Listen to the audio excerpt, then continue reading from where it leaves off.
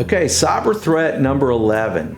How do you make bring your own device safe? Well, the world has really changed over the past 20 years that I've been dealing with technology, because it used to be that by and large, the employer would buy the employee a device like a tablet, a laptop, a cell phone, or whatever. And now more and more we're seeing that the employee is allowed to bring in their device, and they are connecting to your business data, to your email, to your files, to your database, and all the like. So it's really important that you do a couple of things in order to help secure bring your own device.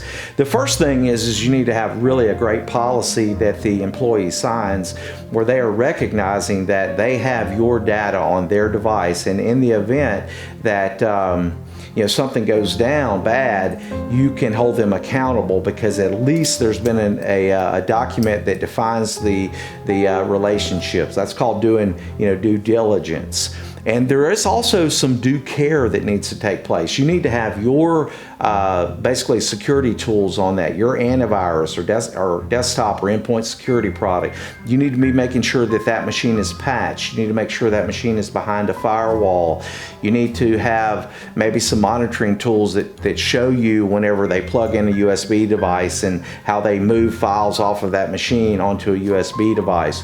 You may want to block Dropbox and other file sharing programs off of those devices, because the reality is that's your data on their machine.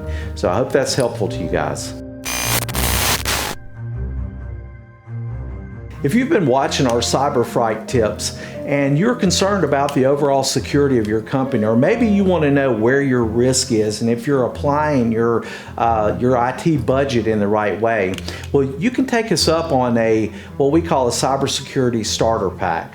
And in this cybersecurity starter pack, we're going to come in, we're going to do a dark web scan. We're going to give free phishing email to all of your staff, as well as cybersecurity training.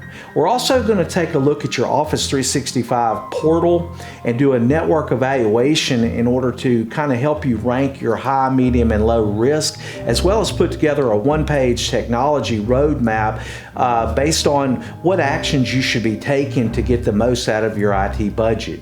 In order to take us up on this free cybersecurity starter pack, all you have to do is go to askbis.com/cybersecurity-starter-pack, and we'd be happy to come out and we'll spend some time with you and get it to where you can sleep a little better at night from these cyber criminals.